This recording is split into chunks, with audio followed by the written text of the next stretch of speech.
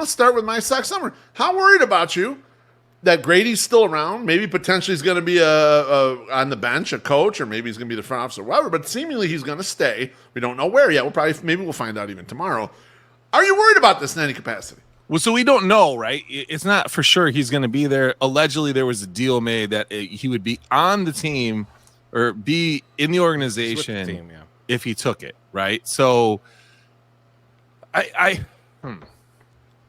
would think if our new our new manager is as smart as I think he is, he's going to come in and he's going to take the temperature of the situation. I think being a guy that has also been in probably the same shoes as Grady Sizemore, he can see the value of him being involved with these guys in the clubhouse as long as there aren't any really big glaring issues between the two of them. Like, who's got a better faux hawk? Who's better looking? How many girls are watching them?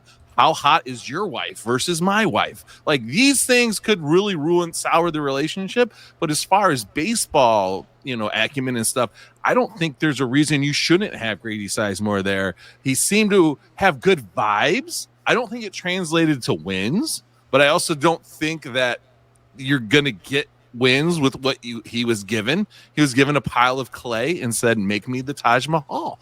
And it just is not going to happen. So I don't think that it would be beneficial to just dump him and have a whole new staff right out the gate. I think having him around for a transition period, at least for a year, it would be fine. So I'm not that worried. Chorizy, how about you? I think it's fucking weird, man. Like, why? Like, there's certain jobs in life where, like, when you go for the big role at a company, and you like when you're the internal employee and you go for the big role and you don't get it, a lot of times you leave after that because it's someone else doing that job that you feel you're totally capable of doing, that you went and interviewed for, that you went through all the steps for. Like, you realize that they don't value you as much as that guy. And so it's a bad place for you to be. So, like, if he sticks around, it's weird. It's like having, like, it's like if the best man in your wedding previously dated your wife. Like, it's weird. Like, and then he was living with you after you guys got married. Right. Something like that. He's right there. He's sitting right next all to the you. time. It's like, I don't know what you're thinking about a little all the bit, time. Right? And so it's a situation that, like, you can never feel comfortable with that situation, in terms of, like, this is like if he's on the coaching staff. Now, if he's in the front office, I think that they can put him in a position where it's like it's not really connected. And when they were saying that during the season, where they're like, he's not in the running for the job and he's probably going to move to the front office after this, like, that made sense. Like, oh, this is a stepping stone to his front office career. And you could play the front office thing as, like, this is different than the manager. You're on a different trajectory, that kind of thing. But, like, the fact, if he's in the dugout, that's fucking weird.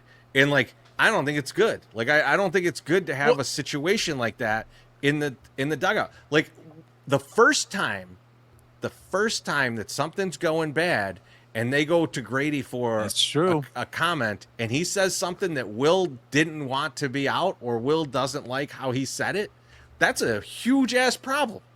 And so now you got two guys who both think they should be the manager with a disagreement, and, like, you're trying to build a culture and get the team all together, and these two motherfuckers are butting heads. Build culture.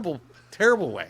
No, I get what you're saying. I'm answering the question under the guys that, like, that he wants to be there, right? I can see the reason why he would want to leave, and your what you said makes 100% sense. Like, I wouldn't want to be in that position either. Like, I'm not going to be like, oh yeah, sure, I'll stick around and not get the raise and not have the power and then do all the bitch work. I understand that. Like, I've been down that road, but I wouldn't. Everyone has, huh? But, like, yeah. So it's like I get that.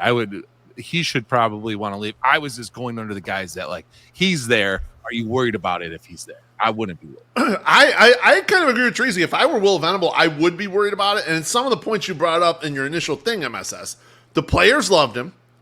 Getz clearly fucking loves him, adores him, right? I mean, you made the comment during the season about look how he looks at him. Like you guys were look how he looks at Grady, man. It's like he's in love with him. It's like he looks at him like George looks at Tony the Mimbo, right? And that's why I brought it up. Could you imagine your wife looking at a guy like that?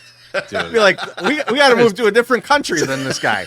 There's plenty of guys looking at my wife's looking at like that. Okay, let's not. None of them are sleeping on the couch tonight, though. That's the difference here. This guy's sleeping on the couch. It's a little bit different. You know? Frankie's not one of them. Frankie's not one of them. No, he's good. He's a good man. This good right here. You know, this is as good as it gets right here. He's good people. But I think about it from this perspective too.